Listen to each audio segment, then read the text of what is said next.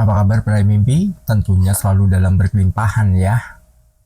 Dan kita bakal bahas yang namanya bagaimana menjadi kaya dan banyak uang dengan metode Law of Attraction. Nah, di sini teman-teman bisa dapatkan semua itu dengan mengikuti video-video yang saya sampaikan. Jadi, saya nggak muncul nih, tapi teman-teman bisa dengerin juga mungkin sebelum tidur, atau mungkin pas perjalanan, atau mungkin sambil kerja, sambil masak, atau sambil ngapain ya.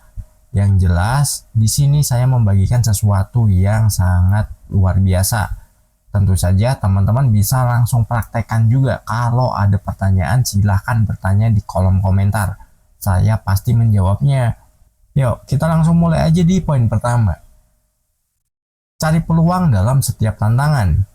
Lihat setiap tantangan sebagai peluang untuk tumbuh dan belajar. Fokus pada aspek positif yang dapat diambil dari situasi sulit tersebut. Dengan melihat tantangan sebagai peluang, Anda dapat memotivasi diri sendiri untuk menghadapi dan mengatasi rintangan. Nah gini ya, ada bahasa Cina, itu Weiji. Nah, Weiji itu artinya adalah krisis. Wei adalah bahaya dan Ji adalah peluang.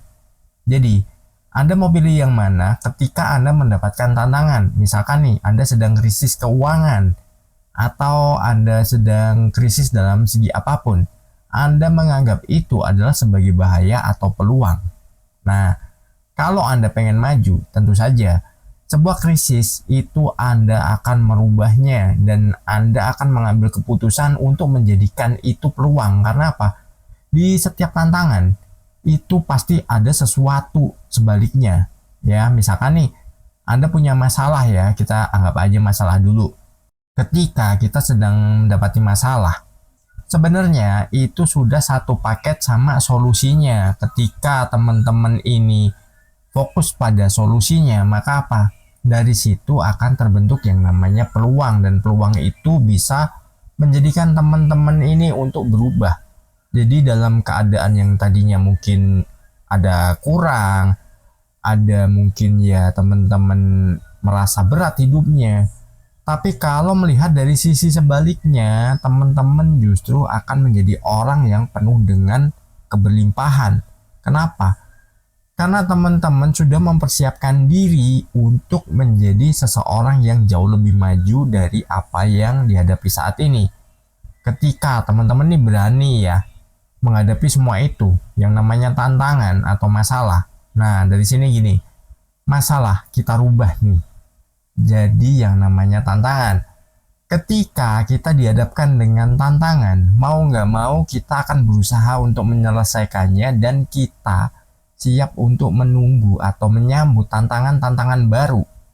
Karena gini, ketika kita menganggap masalah adalah masalah, itu kita bisa jadi kita akan menyerah. Tapi kalau kita dihadapkan dengan yang namanya tantangan, kita merubah cara pandangnya ya antara masalah menjadi tantangan. Itu justru kita akan berusaha untuk menyelesaikannya, dan kita menjadi orang yang bisa kuat dalam menghadapi tantangan tersebut. Dari situ teman-teman upayakan, jangan pernah melihat sesuatu dari satu sisinya. Jadi lihat dari berbagai sisi dulu. Oh, sedang dihadapkan dengan masalah ini atau tantangan ini. Berarti di sebaliknya itu ada sesuatu yang jauh lebih hebat lagi, dan itu bisa merubah hidup teman-teman. Cara pandang harus dirubah. Cara menghadapi segala sesuatu juga harus dirubah. Jangan pernah kita menyerah. Satu, kita mencoba terus gagal, ya coba lagi yang satunya lagi. Kalau kita misalkan gagal lagi, ya kita coba lagi. Gagal itu hanyalah ketika kita berhenti melakukan sesuatu, itu namanya gagal. Tapi kalau kita mau selalu merubah apa yang menjadi masalah kita atau tantangan kita, paling enggak dari sudut pandangnya dulu kita rubah, itu akan menjadikan diri kita jauh lebih hebat ya dari kondisi saat ini. Dan kita akan menjadi orang yang semakin maju, dan kita bisa mencapai apa yang menjadi impian kita. Misalkan Anda punya impian untuk hidup kaya, ya jangan takut. Karena apa? Ketika kita ini memiliki impian, itu ya mau nggak mau kita harus siap dengan prosesnya. Kita harus siap dengan berbagai tantangannya. Ketika kita berhenti, kita nggak mau menghadapi, ya itu namanya kita menyerah. Dan itu yang membuat kita putus asa akhirnya. Ketika kita putus asa, ya kita nggak akan pernah mendapatkan apa-apa. Dan kita lanjut di poin kedua. Gunakan bahasa dan pikiran positif. Ubah bahasa dan pikiran negatif menjadi positif. Gantilah kata-kata sulit dalam tanda kutip ya, dengan menghadirkan kesempatan untuk berkembang. Nah, itu dirubah. Atau tidak mungkin misalkan kita rubah dengan mungkin dengan usaha ekstra. Jadi contohnya gini, misalkan nih ada 2 orang nih yang bekerja, entah salah satunya kita atau orang lain ya. Ketika dari atasan kita nih ngasih tugas nih, yang satu menjawabnya, wah ini sulit sekali pak, nggak bisa. Cut dari situ, stop. Nggak bakal ada perubahan. Terus yang satunya, mungkin ini kita ya, karena kita udah tahu ilmunya. Oh ini sulit pak, tapi belum tentu ini tidak bisa. Kita bisa melakukan ya mungkin eksperimen atau percobaan-percobaan lain yang nanti bisa kita kembangkan. Nah, dari situ 2 jawaban itu sudah menjadikan diri kita ini sesuatu yang berbeda. Cara pandang kita berbeda, terus apa yang nanti kita hadapi itu juga akan membuat kita jauh lebih dewasa lagi.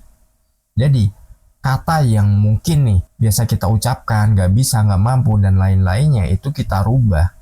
Oke, saya jalankan. Masalah nanti gimana ya, kita lihat nanti. Paling enggak, kita udah menambah pengalaman dan kita menambah ilmu. Contoh nih, kita melihat nih orang-orang yang sukses ya, tapi bukan mereka yang dari warisan ya, yang mereka merintis benar-benar dari bawah. Manalah mereka mencoba sekali atau mereka melakukan sesuatu itu sekali langsung berhasil. Enggak, mereka ada proses panjangnya juga. Kita melihat atau orang lain melihat itu ketika mereka sudah berhasil. Contoh halnya, Anda melihat balerina nih. Wah, mereka menari-nari di atas panggung nih dengan lincahnya, dengan gemulainya, dengan indahnya tariannya. Tapi apakah Anda tahu proses mereka belajar itu ada yang kesleo, mungkin ada yang patah tulang, ada yang lecet kakinya. Itu adalah prosesnya yang orang kebanyakan nggak tahu. Orang itu taunya ketika udah jadi, udah berhasil.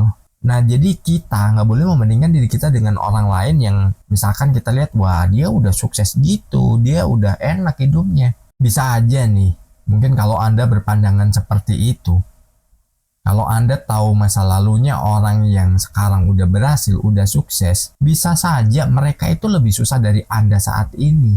Tapi mereka mau merubah, mereka mau berusaha. Nah, bedanya di situ. Berusaha nggak harus kita melakukan sesuatu yang hebat ya.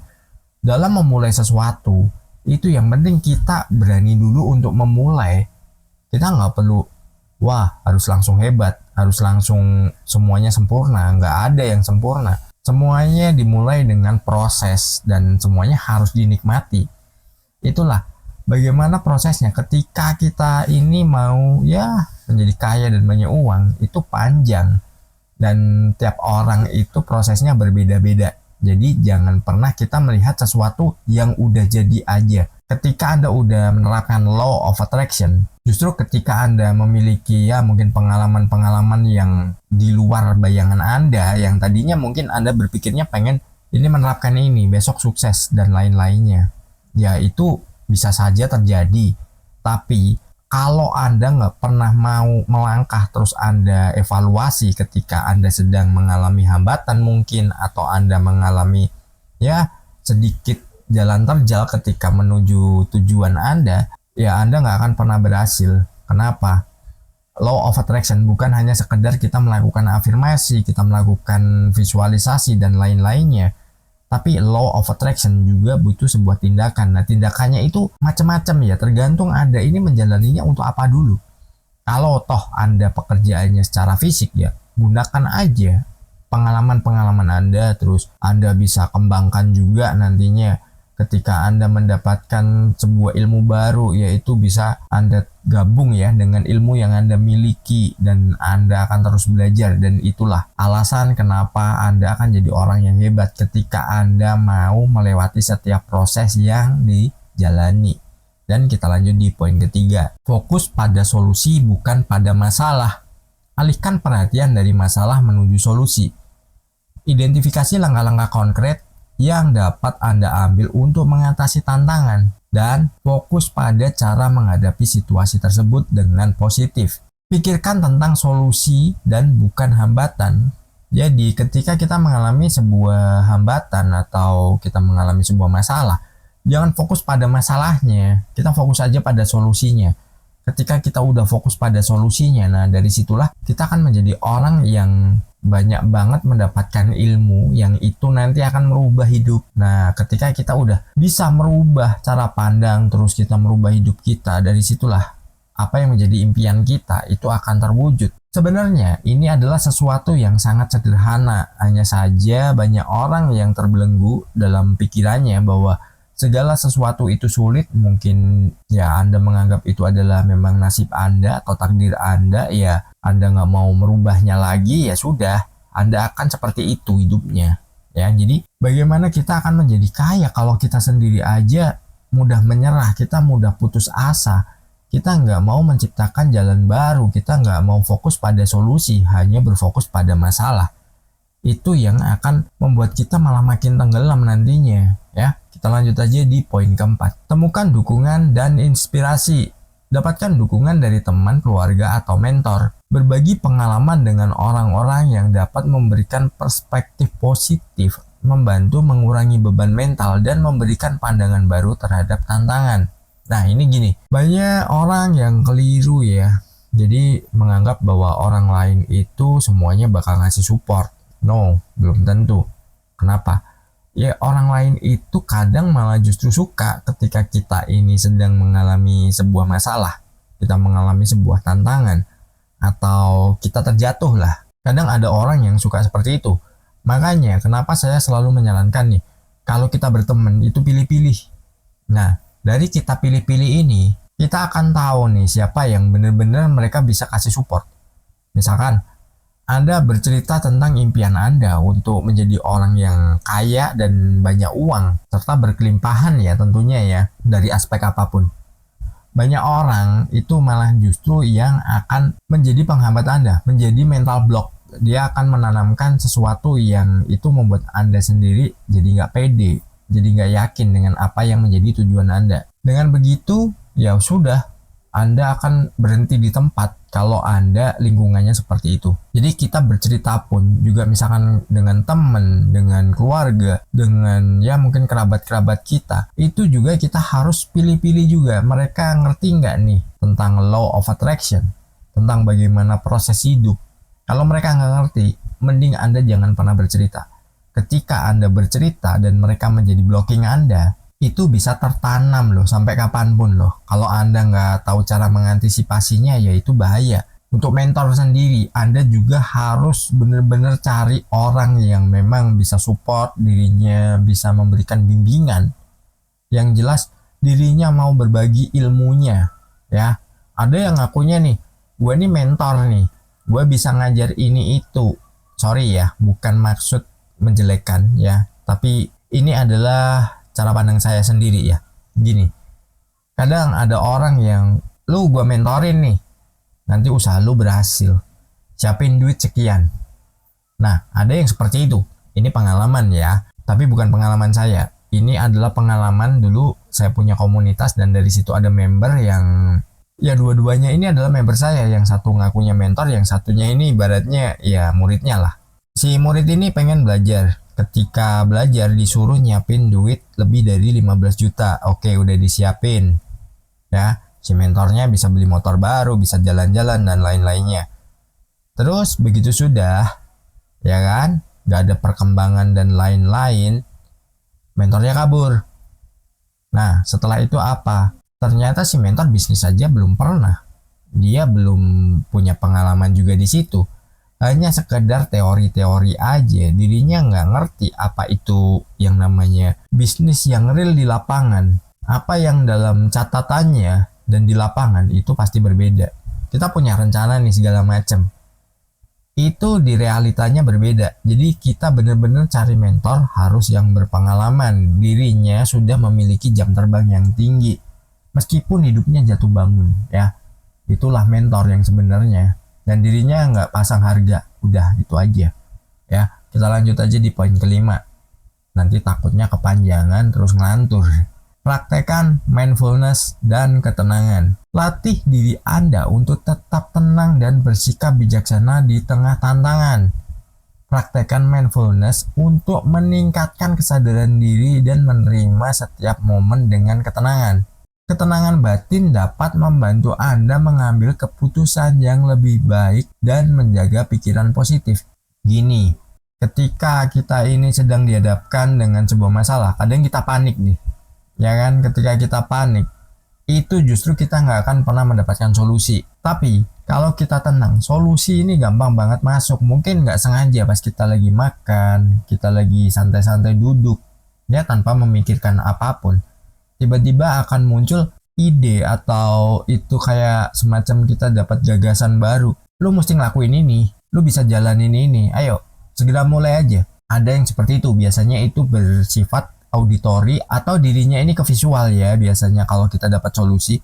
Dari situ teman-teman bisa ya pokoknya harus tetap tenang ya, harus tetap ya menjaga lah, moodnya dijaga. Contohnya gini deh, ketika teman-teman nih pas lagi di minimarket ketemu teman sekolah dulu, entah TK, entah SD, entah SMP, SMA, dan ya pokoknya terserah deh, ketemu teman lama gitu aja. Ketika ketemu teman lama, apa yang pertama kali diingat? Wajahnya atau namanya? Pasti ingat wajahnya dulu kan. Nah, ketika kita ingat wajahnya, oh ini kayaknya teman sekolahku dulu nih, atau teman kecilku dulu nih, ya kan? Dari situ kita ingat namanya siapa ya. Nah, kita ingat wajahnya tapi namanya lupa. Begitu kita kejar terus, kita berpikir dengan keras nih buat nginget namanya, makin lupa. Sedangkan kita mau tanya juga malu gitu kan. Masa sama teman sampai lupa kan. Padahal itu realistis banget ya. Nah, ketika udah kita mikir seperti itu, semakin kita dalam mikirnya, semakin gak ketemu. Pas kita lagi ngopi nih, santai-santai, tiba-tiba ingat, oh iya namanya ini nih. Nah, itulah kenapa kita harus tenang ketika kita sedang menghadapi sebuah tantangan. Kalau kita nggak pernah tenang, kita nggak akan pernah mendapatkan yang namanya solusi, dan kita nggak akan pernah mendapatkan yang namanya pencerahan ya. Itu semuanya kita harus tenang. Jadi kalau Anda punya cita-cita nih, kesimpulannya ya, Anda harus menjadi orang yang tenang dan bisa berpikiran jernih. Misalkan Anda mau ya menjadi orang yang kaya, banyak uang dan lain-lain, tapi di perjalanan Anda dihadapkan dengan situasi yang kurang mengenakan, ya jangan buru-buru panik. Tetap tenang aja, biarin dulu ngalir. Kalau perlu cuek aja, nggak usah ngapa-ngapain. Dari situ nanti akan muncul nih, oh mesti begini, oke jalani. Ketika udah muncul rasa yang itu mendorong Anda untuk bergerak, ya langsung aja bergerak ya. Selama itu hal positif ya, jangan nanti ada perasaan yang muncul terus tiba-tiba kita disuruh melakukan sesuatu yang itu melanggar hukum, ya jangan ya. Dan satu hal yang gak boleh lupa adalah raih mimpimu. Salam harmonis.